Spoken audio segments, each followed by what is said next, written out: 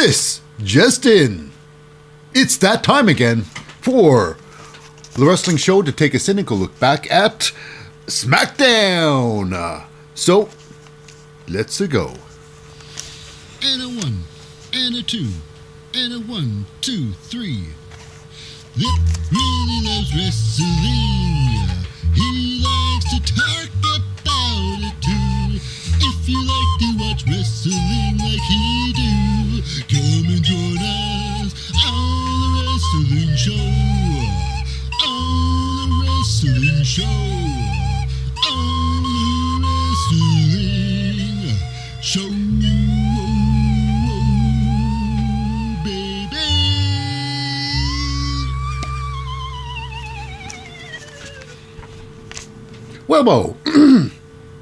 Welbo. Welcome to the Wrestling Show. I'm your most fickle host, Lip Hazlewood, and this is a very cynical look back at the latest episode of Representing the WWE, and live from the Enterprise Center in St. Louis, Missouri. It's Friday Night Smackdown. Air date October the 6th, 2023.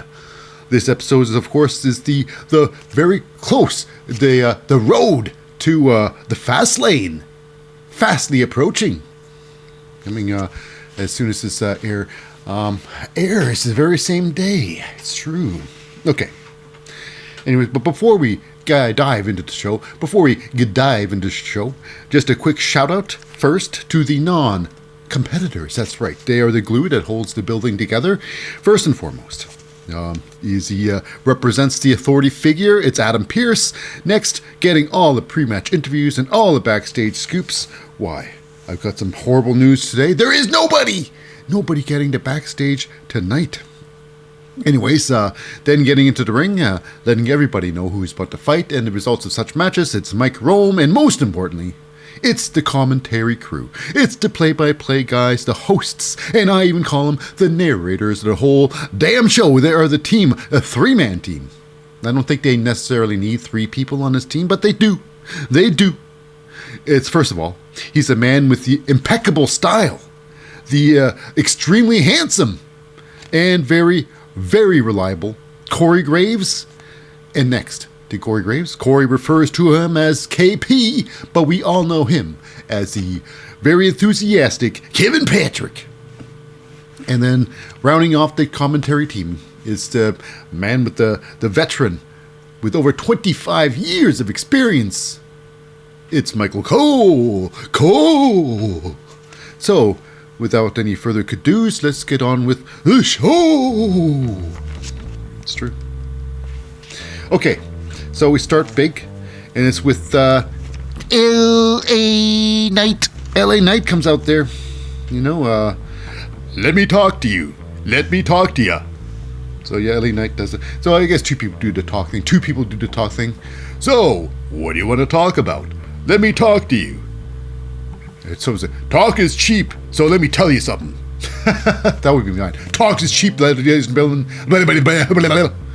That's how they start everything. Anyways, okay. So anyways, LA Knight's out there, and before he can really get talking to people, we got ourselves the Bloodline. Paul Heyman actually is Jimmy.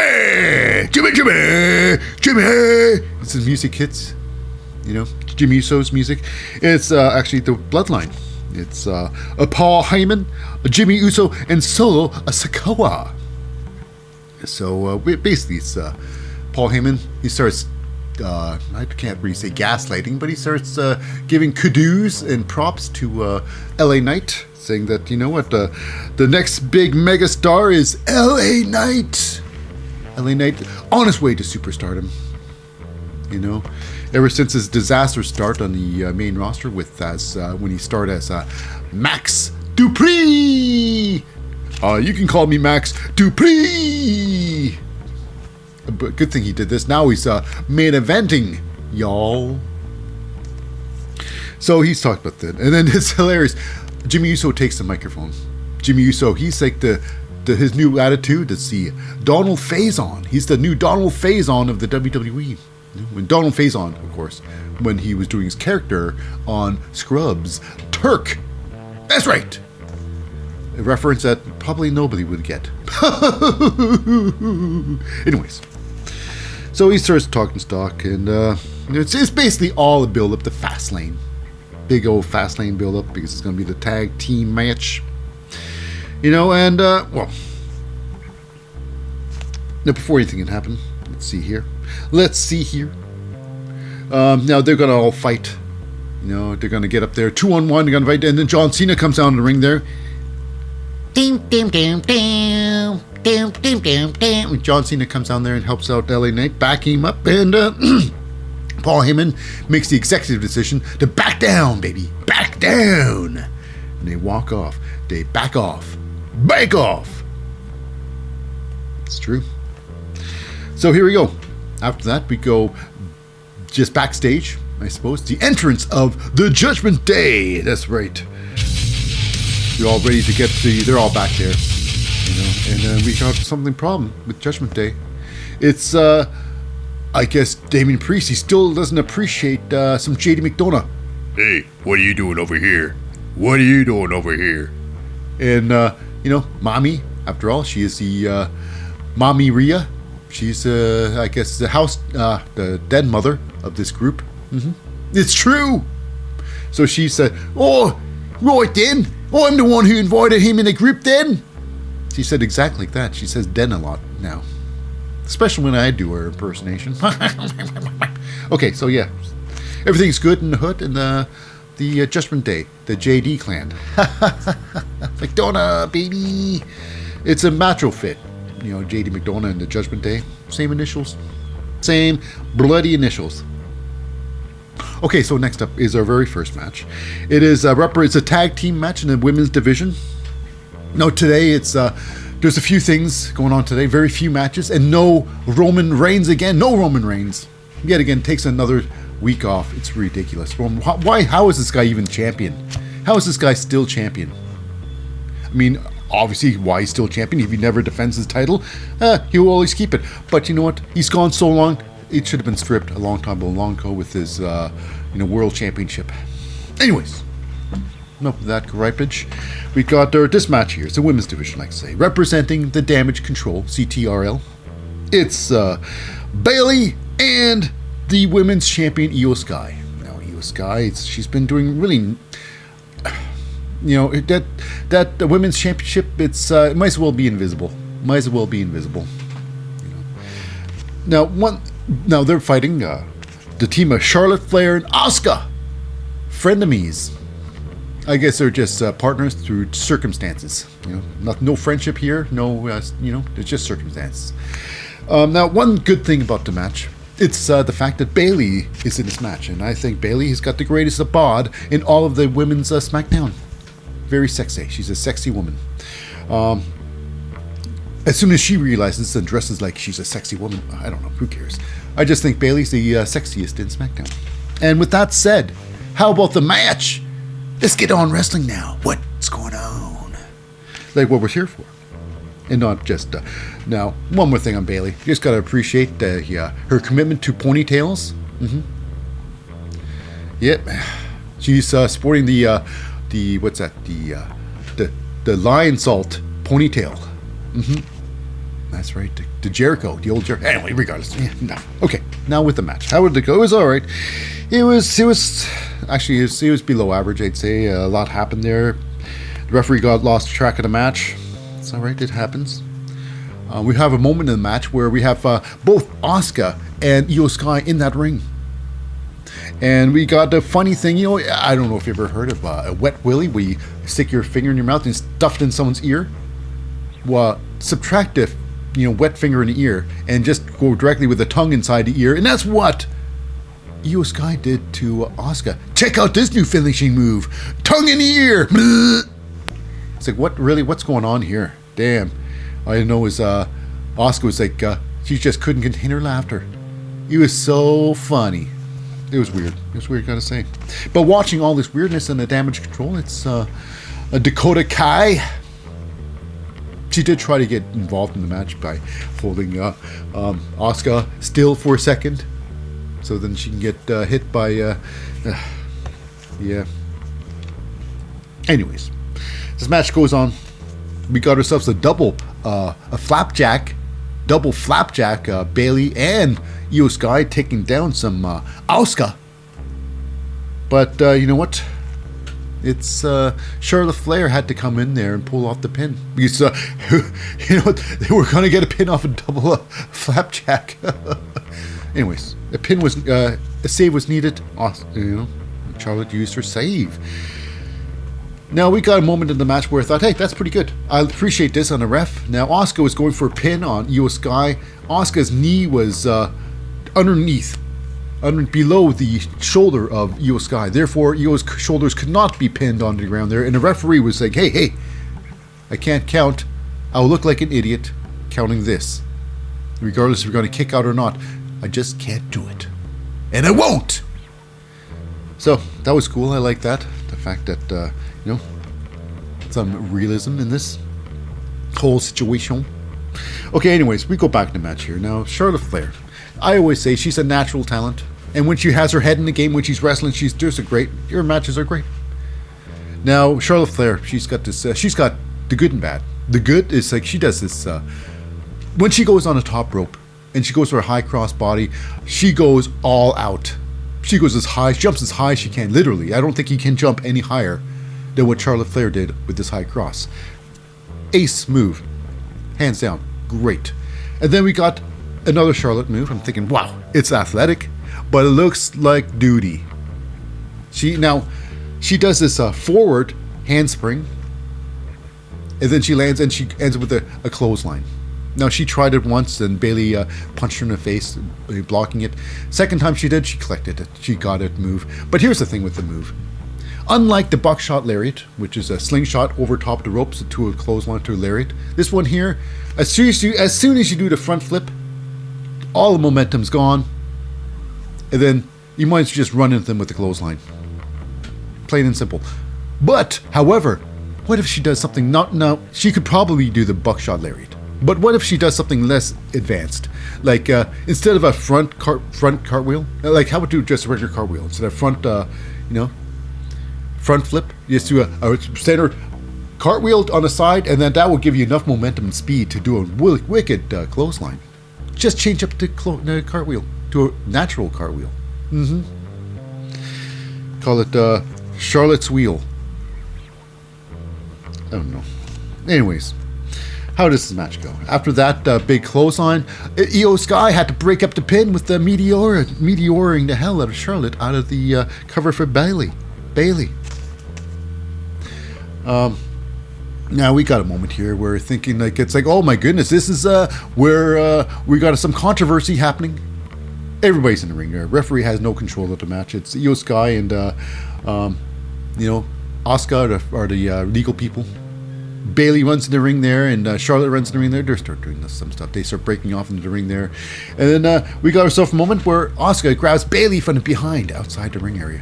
When Asuka's outside the ring area, Bayley's leaning against the ropes.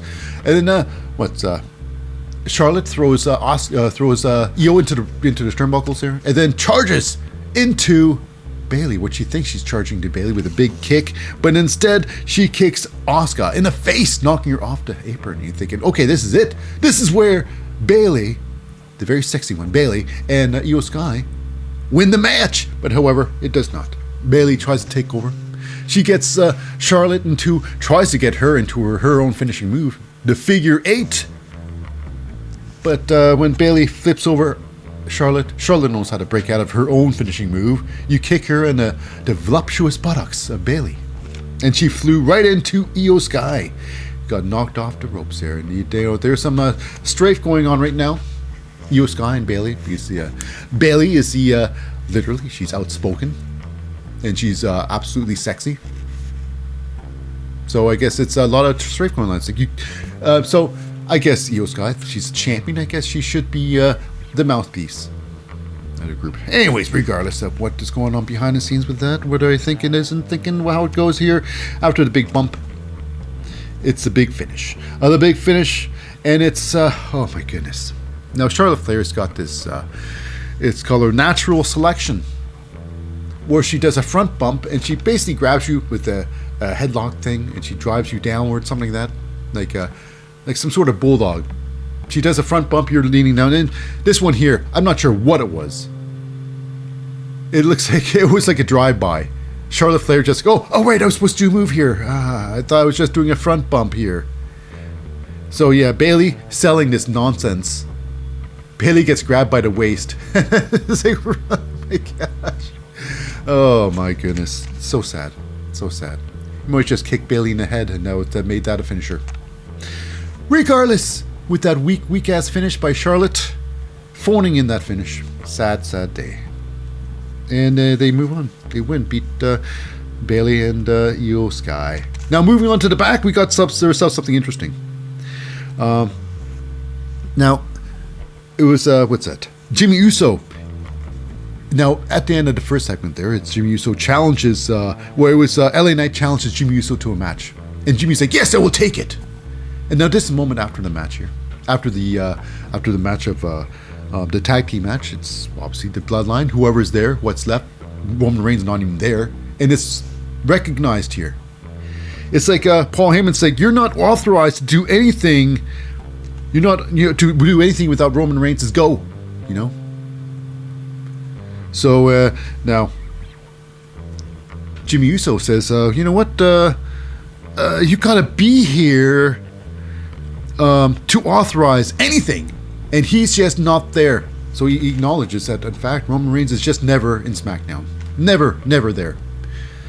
And yeah, I think it's absolutely absurd. It's I think Roman Reigns is not worthy of that championship. Either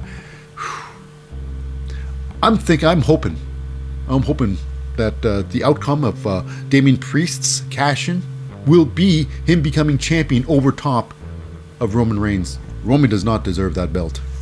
You know, he's just not there enough. He does not respect the WWE. That's how I see it. That's how I see how Roman Reigns treats the belt. You know, regardless. I'm just griping and complaining now. So they end up hitting their locker room and finding that the Judgment Day. That's right, the Judgment Day are there inside locker room. And like, oh, what's going on? Now the Judgment Day, they've been wanting to recruit Jimmy and Jey Uso to the Judgment Day. But right now it's a little face-to-face, little tension in the ring there, inside the locker room, I should say. Until, of course, Rhea Ripley decided to take things in her own hand. After all, it's Mama Rhea. She's Mama Rhea for a reason. And you don't want to get into Mama Rhea's way, otherwise you have a dire Rhea problem. So everybody gets out. She says she wants a word with Paul Heyman. And everybody clears out for the one-on-one conference between Paul Heyman and Rhea Ripley. What's going to happen? What will they be talking about? We'll find out soon. Next up, we got ourselves a big match. Two veterans of the game, of the wrestling. It's representing the Luftwaffe. I call them Luftwaffe, but they're the Latino World Order, LWO. The whole team, the whole kit and caboodle, are cheering on Rey Mysterio. That's right, that's Cruz del Toro, Zelina Vega, Joaquin Wilde, and Santos Escobar. Cheering on Rey Mysterio as he fights Bobby Lashley, not just a talent agent. You know, he's actually got in the ring this time. Finally, Bobby Lashley in the ring. And with Bobby Lashley, it's his new private party. It's the Street Profits of Montez Ford and Angelo Dawkins. Now, in real life, Bobby Lashley would just grab Rey Mysterio and crush him to a ball, and that's it. It'll be over within seconds. But this is wrestling, and Rey Mysterio's been in the business for good 50, 60 years. For a reason, because he knows how to put together a match. He knows how to make it interesting, and this is pushes Bobby Lashley's ability to sell, to work, I should say. Now, here we go. The match, of course, yeah. Bobby Lashley was the bigger man, using his strength and power. Now, they have a segment here, Bobby Lashley's favorite move, where he takes you to your outside the ring there. He takes you on your shoulders, like the fireman's carry, and he runs you head first into the ring post. Somehow, the WWE thinks that's completely normal. You can run someone into anything, it's okay. But don't do it the other way around. You can't use an illegal object on somebody. But you can throw someone into it. That is legal, which is nonsense. The match should have ended right there as a disqualification. They got to really start defining these rules in the WWE. They just can't have guys playing slap ass in a ring, around a ring area, you know?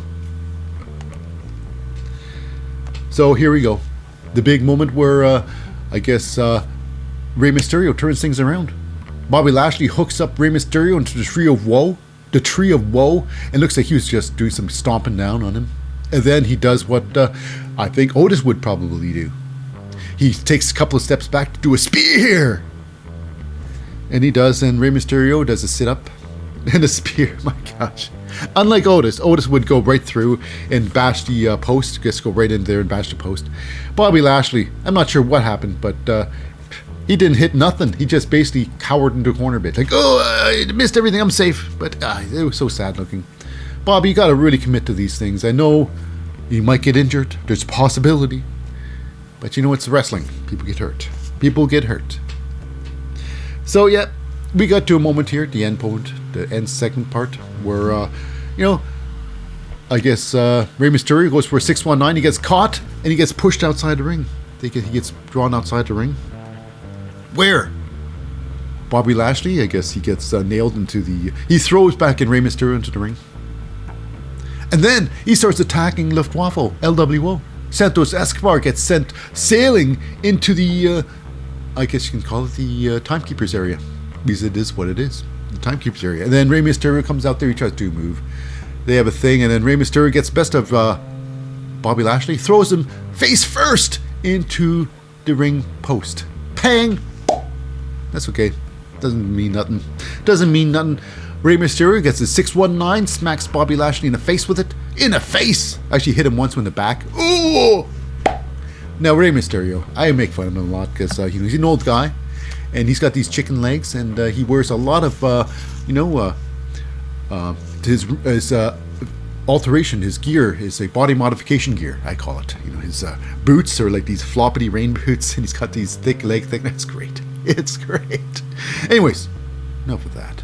I mean, that's great technology for the body modification gear. They come a long way, making people look at least 4 or 5 inches taller as well. Thick legs. Anyways, about the match. Enough to complaining. Outside there, we got ourselves now Rey Mysterio after the 619. He's now rarely does Rey Mysterio go to the top rope. He usually does a slingshot splash, but this time he's going to the ropes.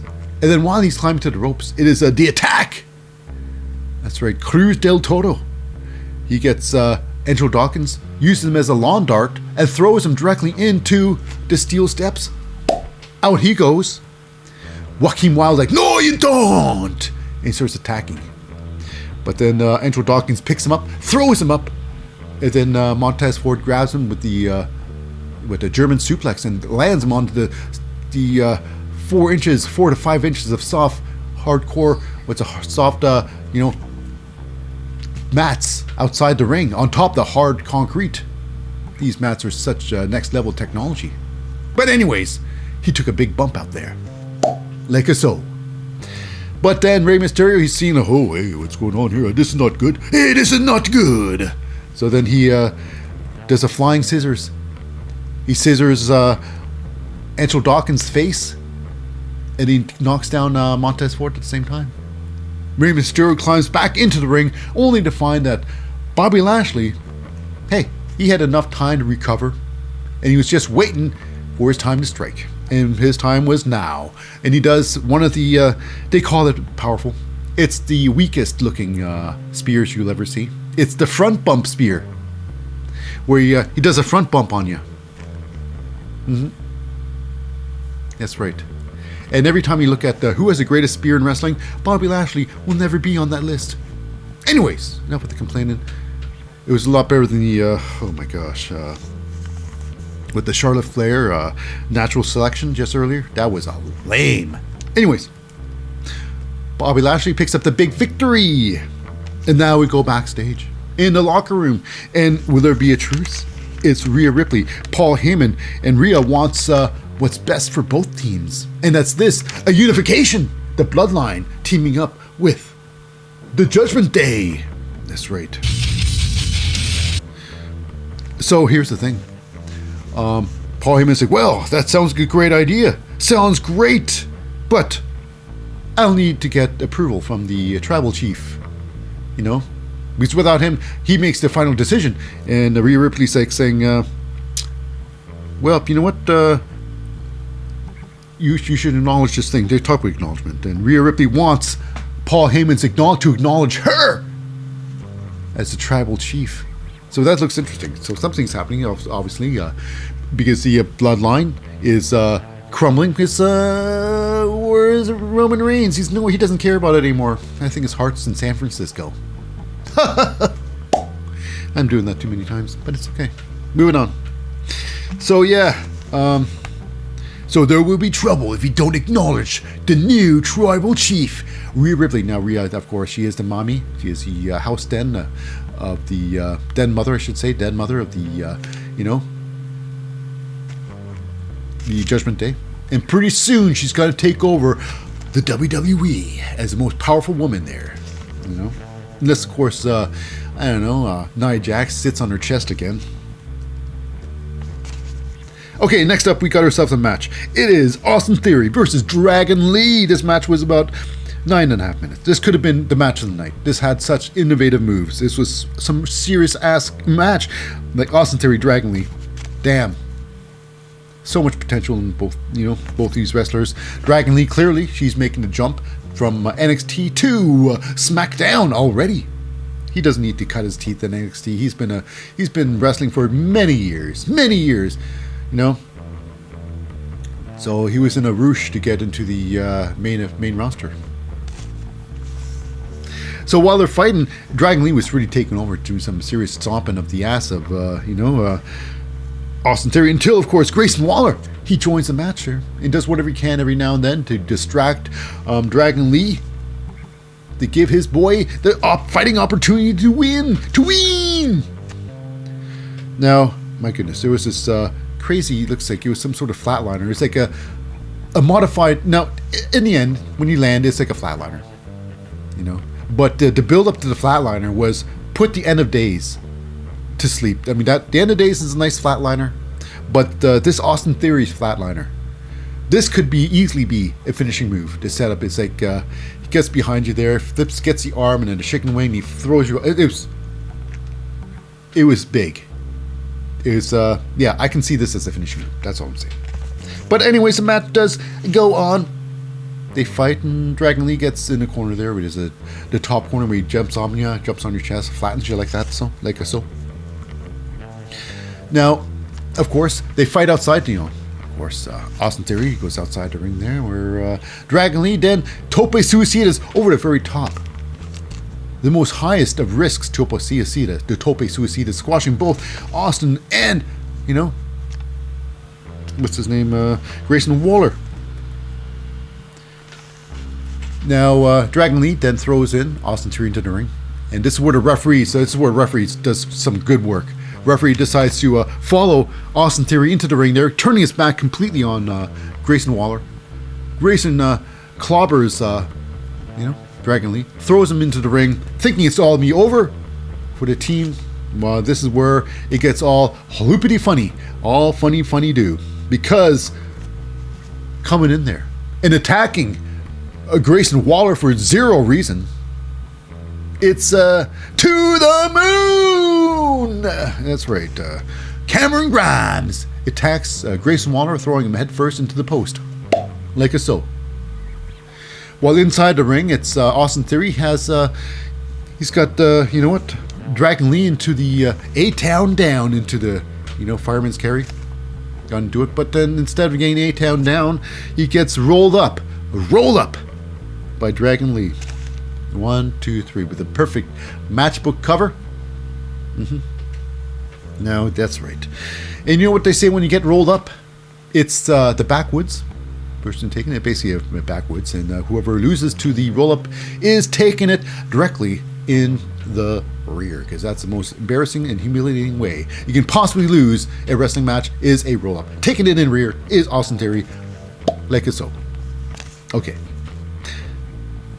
So yeah, Dragon Lee moving on with a big victory. Now moving backstage, we got ourselves a little bit of a one-on-one. Rhea Ripley with, you know what? Jimmy Uso. Jimmy! And I suppose Rhea Ripley was giving him the same speech she was giving Paul Heyman about the joining of the two teams, unifying of the Judgment Day and the Bloodline. And Jimmy, it was all about it. Jimmy, Jimmy, Jimmy. Yep. Okay, so after that, we got some bad news. Some bad, horrible news. Zelina Vega, Santos Escobar waiting outside the quote-unquote, the medical bay area. Rey Mysterio comes out there with tears in his eyes, saying, "I'm sorry, but they both died. Whoa, they did not make the beating." Now, they didn't die. But, however, they will not be going to, Fastlane to fight, Bobby Lashley and his private party, Angel Dawkins, Montez Ford. Besides, even if they were okay, it was going to be a 4-on-3 anyways. So now, this takes care of, Joaquin Wilde and Cruz del Toro, who've been doing practically nothing since they joined the main roster. Since they joined SmackDown, Cruz del Toro and Joaquin Wilde has been doing practically nothing. They're about as influential as the Lucha House Party.